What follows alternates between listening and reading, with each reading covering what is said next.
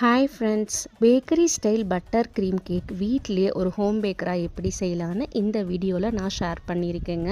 இதுக்கு cake margarine அப்படின்ட்டு ஒரு க்ரீம் நம்ம பேக்கரி இன்க்ரீடியன்ட் ஷாப் இருக்குது இல்லைங்களா, லோக்கலில் அங்கேயே கிடைக்குங்க. 1 kgலேருந்து கிடைக்கும். அது நான் 1 kgக்கான கேக்குக்கு நான் க்ரீம் ரெடி பண்ணேன்.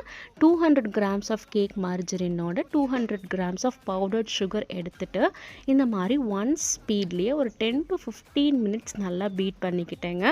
இதோட மறக்காமல் வெண்ணிலா எசன்ஸுமே ஆட் பண்ணிக்கோங்க. நான் 1/2 teaspoon ஆட் பண்ணிக்கோங்க. ஒரு 10 to 15 மினிட்ஸ் நல்லா பீட் ஆனதுக்கப்புறமா நமக்கு அந்த க்ரீமி டெக்ஸ்சர் கிடைக்குங்க. அது கிடைச்சதுக்கப்புறமா நம்ம கேக் ஐசிங் பண்ண ஸ்டார்ட் பண்ணிக்கலாங்க.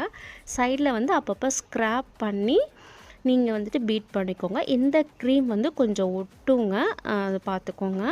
அப்புறம் ஐசிங்க்கு நான் பேக்கரி ஸ்டைல் மாதிரி இல்லாமல் 3 லேயர்ஸாக கட் பண்ணிக்கிட்டேன். நம்ம விப்பிங் க்ரீமுக்கு கட் பண்ணுவோம் இல்லைங்களா, அதே மாதிரி கட் பண்ணிவிட்டு நான் ஃபில்லிங்ஸ் கொடுக்க ஸ்டார்ட் பண்ணிக்கிட்டேங்க. இந்த க்ரீம் நம்ம விப்பிங் க்ரீமை விட கம்மி அளவு தான் கொடுக்கணும், இல்லைன்னா ரொம்ப திகட்ட ஆரம்பிச்சிருங்க, கேக் சாப்பிட முடியாது. கஸ்டமர் கேட்ட மாதிரியே நம்ம ஒயிட்லேயே இது மாதிரி ஐசிங் கொடுத்தாச்சுங்க. இது மட்டும் என்னால் வீடியோ எடுக்க முடியல. அதுக்கு மேலே நான் பைப்பிங் பேக்கில் இந்த நாசில் பேர் மறந்துட்டேன். இந்த நாசில் டிசைன் ரெட் கலரில் கேட்டிருந்தாங்க.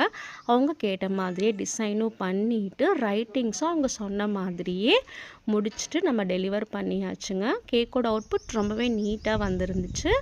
இந்த கேக் நம்ம ஆர்டர் பேசிஸில், ஏன்னா கஸ்டமர்ஸே கேட்குறாங்க, எங்களுக்கு கோல்டுங்க, இந்த வெதருக்கு விப்பிங் க்ரீம் கேக் வேணான்னு. ஸோ அப்படி கேட்குறவங்களுக்கு நம்ம இந்த கேக் சஜஸ்ட் பண்ணுறோங்க. மறக்காமல் இந்த மாதிரி டிப்ஸ் தெரிஞ்சுக்க நம்மளை சப்ஸ்கிரைப் பண்ணிக்கோங்க. இந்த வீடியோ பிடிச்சிருந்தால் லைக் பண்ணிக்கோங்க. பாய்.